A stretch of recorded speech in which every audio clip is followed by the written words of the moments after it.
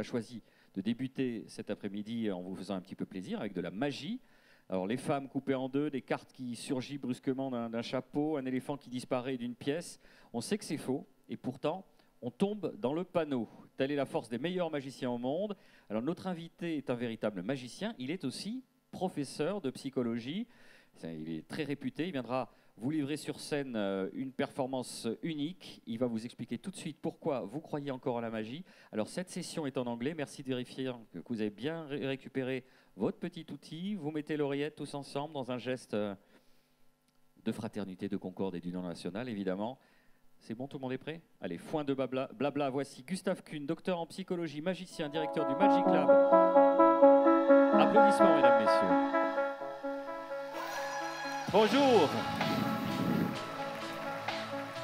Bonjour. Je ne peux pas parler français, alors c'est en anglaise. Good afternoon. Do you remember the first time you saw a magic trick? That may have been your uncle making a coin appear from behind your ears, or a silly trick like this. I love magic, and I've spent most of my life dedicated to this mysterious world of deception and illusions. In the first part of my career, I performed magic simply to entertain people. However, for the last 15 years or more, I've been using magic as a way of exploring the mysteries of the human brain. And I direct the Magic Lab at Goldsmiths, where we use magic as a way of exploring wide ranges in science. We study misdirection and mind control techniques to learn more about consciousness and the illusion of free will. We use these principles to apply magic in other contexts. So, for example, we are currently running a project in which we are training robots to perform magic tricks to see what will happen once computers and artificial intelligence starts deceiving us.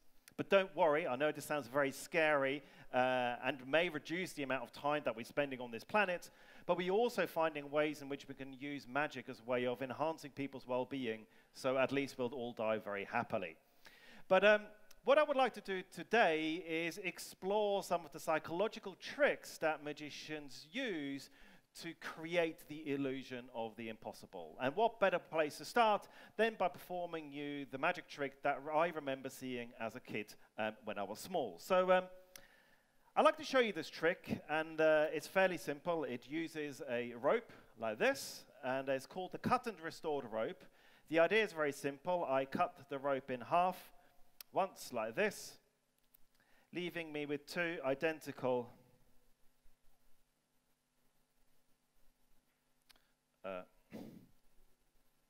kind of similar pieces.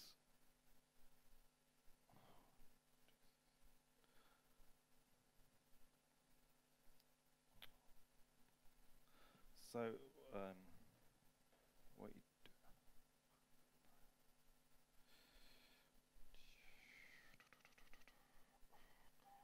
You know what? I'll show you something completely different, okay?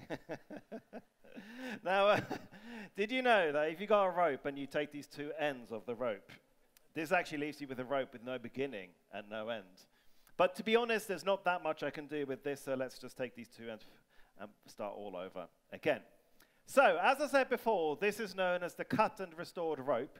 The idea is really simple. You cut the rope in half once, twice. It doesn't matter how many times you take either rope, put it in top, et voila, the rope is restored. Thank you.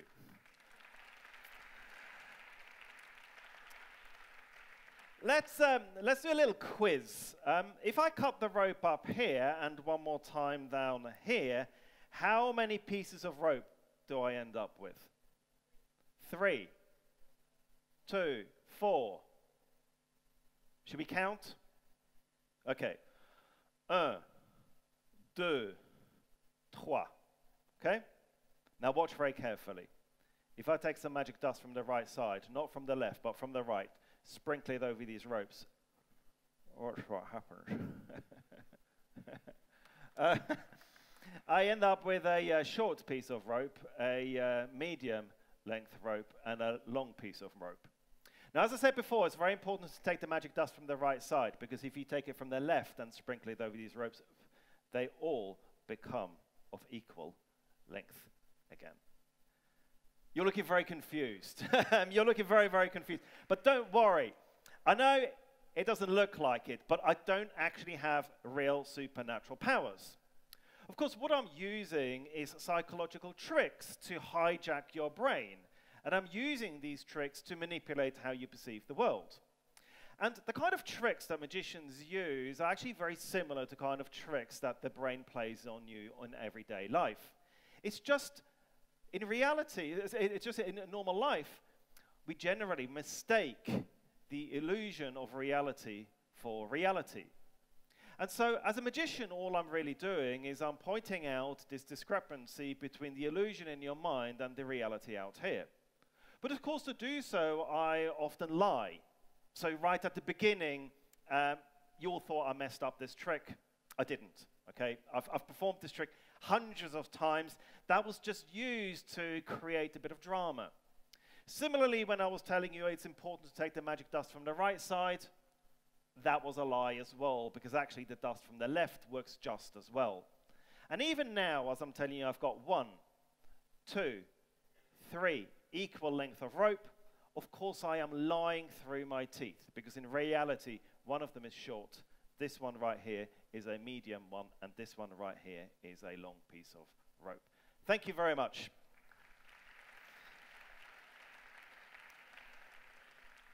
So this all involved lots of lying and deception. I'm now going to switch roles really into the science of what I'm telling you now. Well, at least I'm not trying to lie to you right now. So I directed the Magic Lab at Goldsmiths, and magic deals with some of the most fundamental psychological and philosophical questions. It deals with consciousness, deception, free will, belief. And yet, unlike most other art forms, magic has received far less outside attention. However, for the last 15 years or more, scientists and magicians have started to come together to try and use scientific approaches to study magic, because by understanding why your brains are so easily fooled into experiencing the impossible, we can actually learn a lot about how the human brain works. And so what I would like to do this afternoon is explore some of these tricks that magicians use to create the illusion of impossibility. But let's start off by looking at the experience of magic. As a psychologist, I think of magic as creating a conflict in beliefs. You all know that magic is not possible, and you all know that it's impossible for me to magically restore a piece of rope. And yet, that's exactly what you've just experienced. And so from a psychological perspective, magic creates a conflict between the things you believe to be possible and the things that you've just experienced. A few years ago, we carried one of the first neuroimaging studies on magic, in which we used a neuroimaging scanner to scan people's brains whilst they watched a whole range of magic tricks, and we try and understand what are the neurological mechanisms that underpin this unique experience of magic. And the results are very surprising, because what I have here is a diagram of our brain, and there's 2 main areas that became activated. And what's very interesting about this is that these are areas that are generally involved in us processing cognitive conflict. And so what these results suggest then is that at the core of magic is an illusion of impossibility. And by experiencing the impossible, you're creating a conflict in your brain between the things you believe to be possible and the things that you've just experienced. But when I started, I told you that I don't have supernatural powers. And so how can I trick your brain into experiencing the impossible? Well, the way that magicians do this is by exploiting some rather counterintuitive and very surprising psychological tricks. And so what I would like to do now is explore some of these tricks. How many of you would like to make a rabbit disappear? Yeah? Should we try? Are you all ready? This is one of the most amazing illusions, so be prepared to be astonished. Now you should all have a little piece of paper like this. Have you all got one of these? So take out that piece of paper. We're all going to use it. And on the side here, we've got a cross and a hat with a rabbit inside. And we are now jointly going to make that hat with the rabbit disappear. So follow my instructions. Hold out the piece of paper at arm's length, about like this. Close the left eye. And keep your eye on that black dot, or the black cross. So keep your eye on the cross. And then don't move your eyes, but just bring the piece of paper closer and closer. And at some point, if you don't move your eyes, that rabbit is going to disappear, and the hat.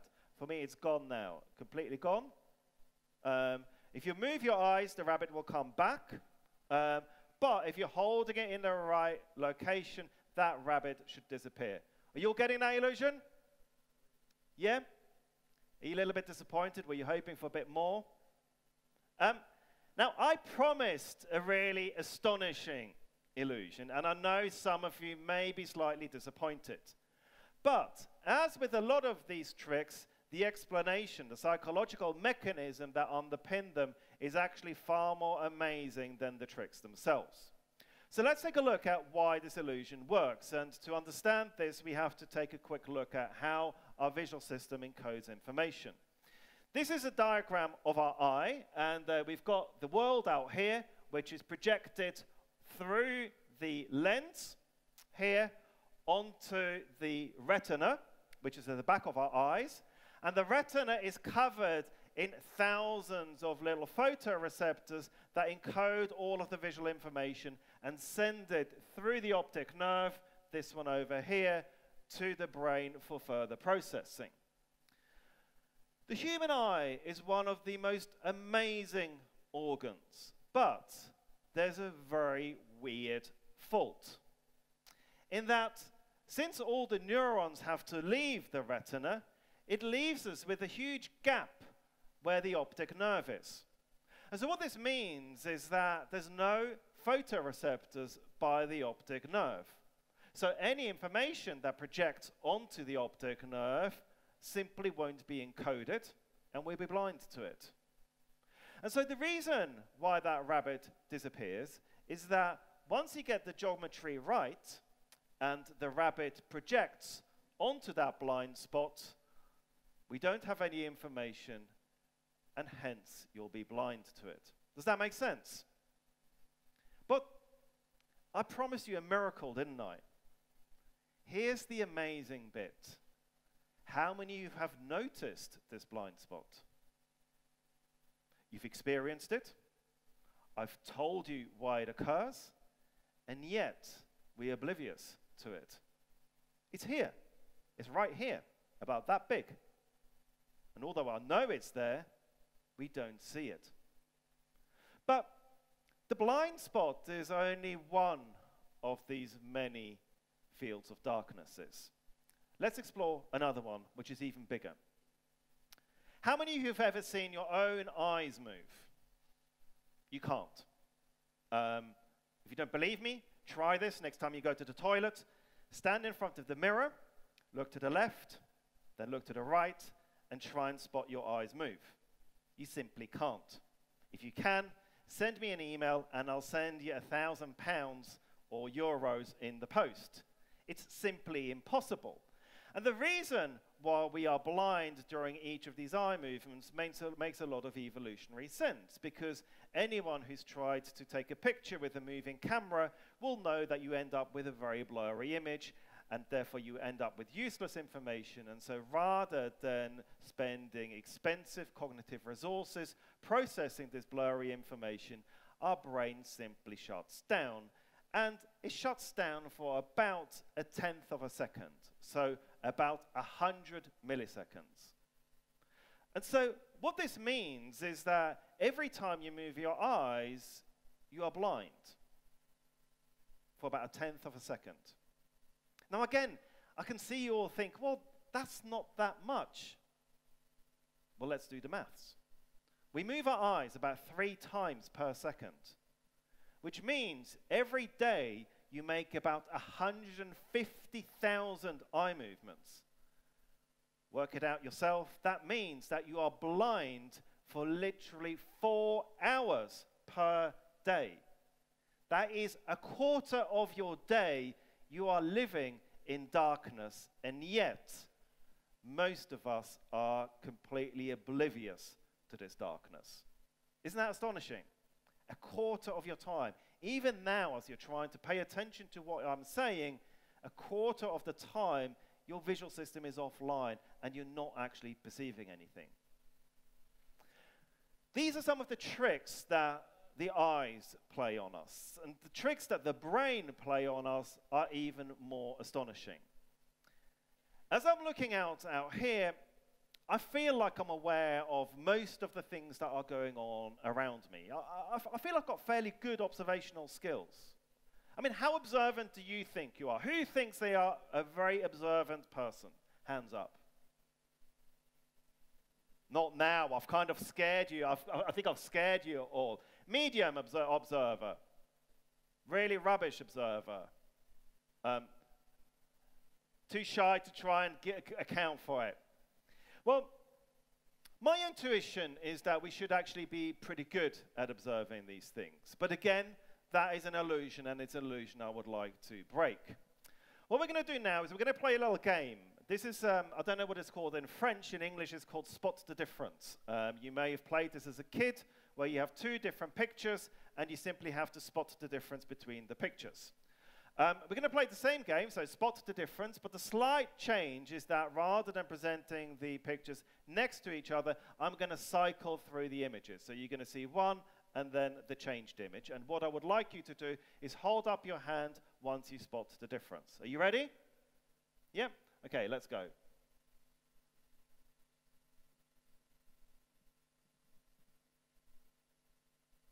Come on. We've got a few. Don't shout out the answer if you see it. A few more. Anybody who hasn't seen it, have a look at the painting up here. Ah, can you see it all? Up here? The painting? So, this is a phenomena known as change blindness, and intuitively this should be really simple because all you're trying to do is you're trying to having to compare two different images. And yet we find this very, very difficult. Unless, of course, you know what's changed. I mean, now that I've pointed out the difference, it's completely obvious. And you go, well, how could I have missed this in the first place? And yet, it's very, very hard. So what this illustrates is that our conscious perception and memory of the world is far more limited than we intuitively believe it to be. And this may seem rather artificial, but I can give you a more real-world example. This is a lovely study that was carried out by Levin and Simons back in the 1990s on an American campus. And what you'll see here is an experimenter wearing blue talking to a participant. She is clearly having a look at the person. They're engaged in conversation. And yet, she completely fails to notice that the person has changed. Now, you might think this can only happen in America. It doesn't. We carried out studies, or at least a PhD student of mine, at Spitalfield Market in London, where we changed a person for a mannequin, and most people did not notice that they were talking to a mannequin. So intuitively think, well, surely we should be able to see these kinds of things, yet in reality we don't. So how does this link to magic? Well, magic is all about exploiting lots of these limitations, and as a scientist, I'm interested in studying the principles that magicians exploit to learn more about human perception. And one of the principles that's key to magic is the principle of misdirection, which relates to this idea that we can manipulate your attention and therefore manipulate what you see and what you miss. And so what I would like to do now is do a little live science demonstration.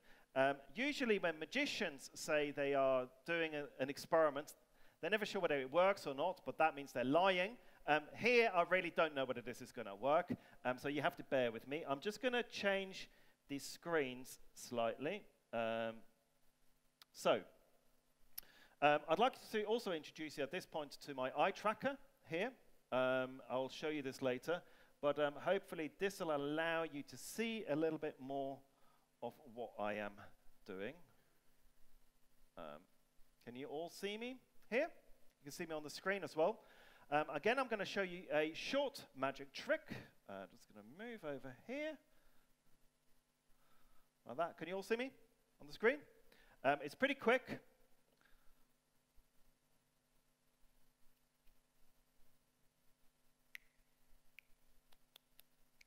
Gone. How many of you do not see how the lighter disappeared? Yeah, quite a few of you. Do you want to see it again? Yeah, I need another lighter. Got another one just about down here. And we're going to do exactly the same thing again.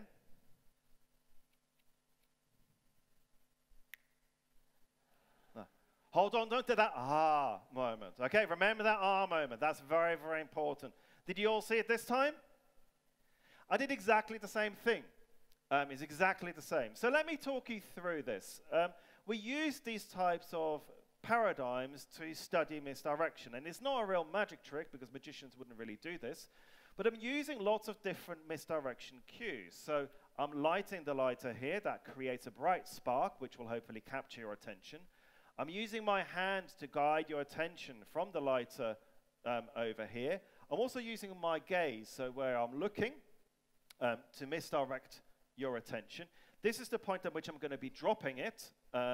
So I'm using lots of different cues. You can hear the sound, the movement, my eye gaze, everything put together to prevent you from actually seeing it drop right here. Now, I asked you to remember that ah moment. Because that's important. Because again, like with a lot of these other blind spots, we are oblivious to these blind spots. You think that surely you should be able to see these kinds of things because they're happening right in front of your eyes, and yet you simply don't. So we study misdirection by using eye tracking. And I would now like to just give you a quick example of what this looks like. Boris, would you mind helping me out? Please give Boris a big hand. Now, so again, this is where I'm never sure whether it's actually going to work or not. So this is the eye tracker that we use, and it's like a pair of glasses. So Boris, if you could just put this on like that. Great. So we've got one camera here that is maybe if you just move your head down a bit so you can see. Can you all wave? Yeah, you just about see it. So we've got camera there, which is going to film what Boris sees.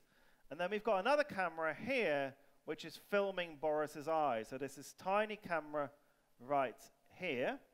Try and adjust it a little bit like that.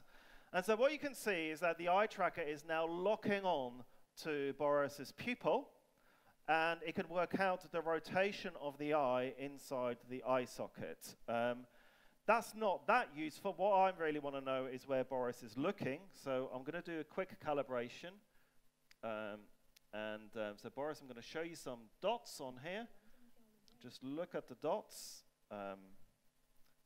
So what's happening now, you can't see it on this screen, but as dots are appearing on the screen, and I'm basically calibrating Boris's eye rotation to physical points in space. And you should see it back now. So Boris, can you just face me for a moment? Great, and you can see now the eye tracker is tracking where Boris is looking. And I can now perform some magic tricks. And we can use this as a way of studying how misdirection works. And of course, the really useful thing about this tool is that I don't have to ask anybody where they are looking or what they are seeing. I can simply use this type of eye tracking technology to investigate why people are so easily misdirected. Thank you very much, Boris. So I'm going to remove this from you like this.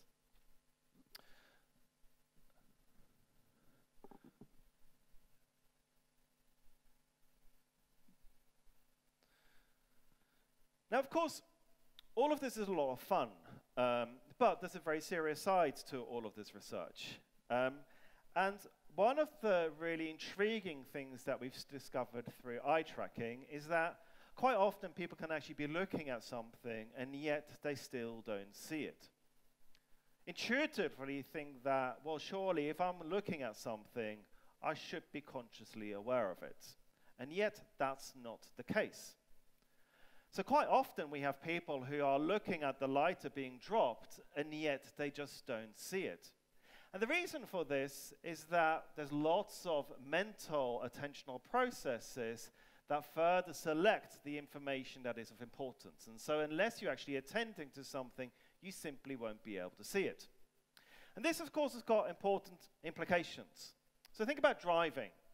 Driving is a very weird task where you're having to do all of this complicated stuff at the same time. So having to drive whilst keeping your eyes on the road and the cars in front of you is very attentionally demanding.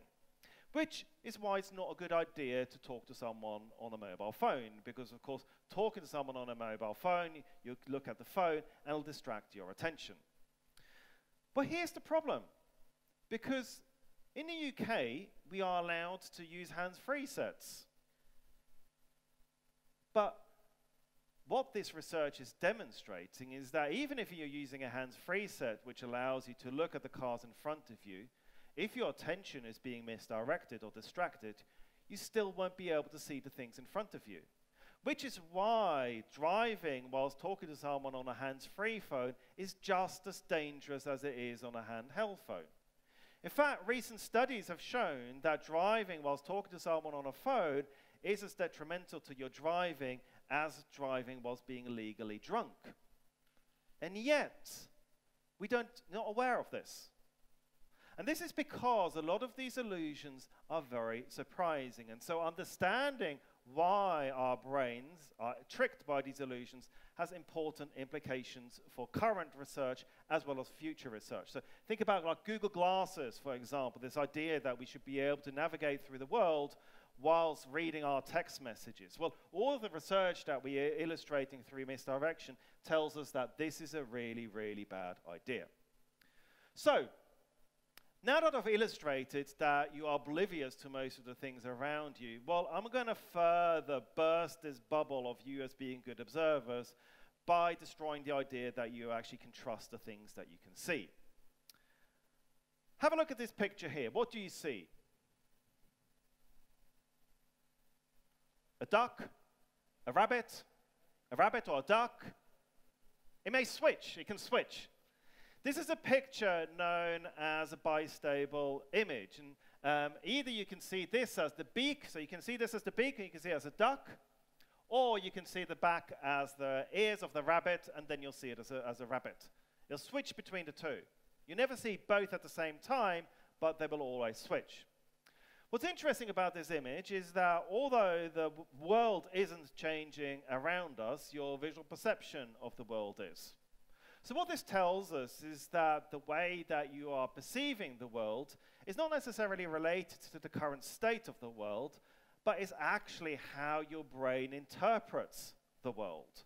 So perception is all about your brain making guesses, making assumptions, trying to work out what the world actually is. It's a very complex process.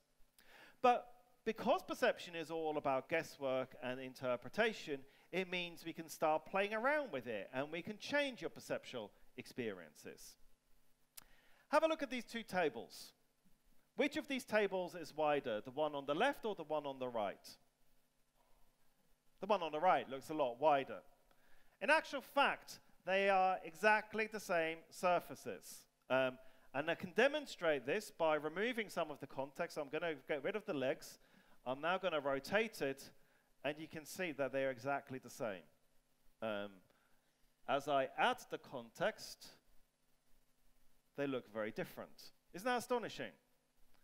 You know that they are physically the same, and yet, because your brain interprets these shapes in the given context, it means that you're actually perceptually experiencing them very differently. Now this is shape. You might think that's as simple. How many of you remember this image here? Yeah? An image that nearly broke the internet. Because some people see this as black. Who sees this as black? Some people see it as gold. And nobody understood why. I think of this as, in the UK, I think of this as the Brexit illusion, because it's one of these illusions that really divided our nation. But Because, of course, even color, something that we take for granted, is a purely psychological construct. And it's a very subjective experience, and the way that you perceive color is heavily dependent on how you actually interpret things. Let me demonstrate this. Here, I've got a cube with different colors. What's the color of this square down here? Orange. And this one up here? Brown. Again, this is kind of like the antidote to Brexit, because everybody agrees on this. The problem is that you're all wrong. Because in actual fact, they're exactly the same. It's exactly the same color. It's a beautiful illusion by Bo Lotto. And I'm going to demonstrate this by removing again some of the context. So I'm going to cover parts of the image. And you can see the more I cover, the more similar they look. They are actually physically identical. And yet, once I add the context, again, they look completely different. Isn't that astonishing? You know that they're the same, and yet your brain simply can't perceive them as the same. And again, this is because your brain doesn't simply passively observe the world.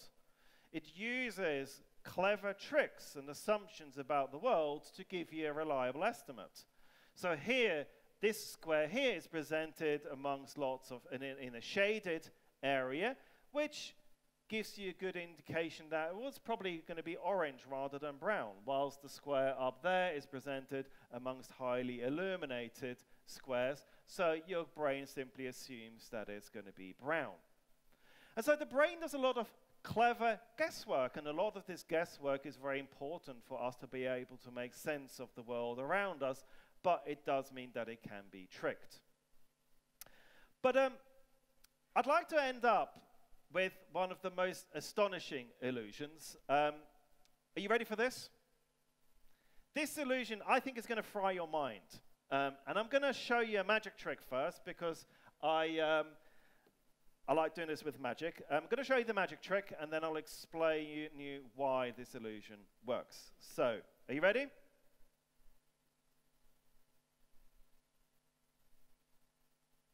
Oh. How many of you saw the ball disappear somewhere up here? Yeah, some of you? This is a very interesting illusion, first actually investigated by a guy called Norman Triplett in 1900. And this is the way it works. So I throw the ball once, twice, and on the final throw, I'll just pretend to throw it up when in fact it's held here. What's interesting about this illusion is that a lot of people actually experience a ball as moving up and then disappearing up here. So they are experiencing something that hasn't actually happened. So why does this occur? To understand the illusion, we have to take a closer look at how the brain processes visual information. This is a diagram of the visual system. We already looked at the way that our eyes encode visual information. It's then sent through the optic nerve to different parts of the cortex, which are responsible for perception. So although our eyes capture the visual information, all of the seeing, so the perception, happens inside the brain. And it takes a bit of time, as you can see in this diagram, for the information to travel from the eyes to the brain. It takes about 1/10 of a second. Now, 1/10 of a second might not sound much, but it's got major implications. Because what does that mean for your perception? Well, it means that our perception should be lagging by about 1/10 of a second. So by the time you've seen something, it's already happened. And again, you might think 1/10 of a second is not that much, but as I'm walking here at about 1 meter per second, that would mean that the world should be lagging behind me by about 10 centimeters. And yet, it simply doesn't. And so, how then can we compensate for this delay? It's a bit like with a thunderstorm. So with a thunderstorm, you've got the thunder and the lightning happening at the same time. And yet, of course, because sound travels much slower than light, we see a gap between, we perceive a gap between the sound and the light. It's the same for our conscious experience. Well, the way that our brain compensates for this is by predicting the future. So what you're seeing as the now isn't actually the now. What you're seeing as the now is your brain using information from the past to predict the present. And without doing so, tasks such as catching a ball would simply be impossible. If I weren't predicting the future, I'd constantly be bumping into things. And so your brain is continuously predicting the future. And it means that you are literally seeing the future. We are all able to see into the future. Isn't that remarkable? And so the reason why the vanishing ball illusion works is that you are tricked into seeing something that hasn't actually happened. It's a bit like with a dog. When you've got a dog and you pretend to throw a stick, the dog runs, even though you didn't throw the stick. But the same is true for our conscious perception as well. But of course, we use these tricks to enable us to interact with a very complex world. So, studying these illusions has got far-reaching implications in wide aspects of technology and society. So a lot of the work that we do on misdirection has got major implications for our current and future technologies. Is it a good idea to present people with vast amounts of information that may be distracting them from the real task? Well, probably not.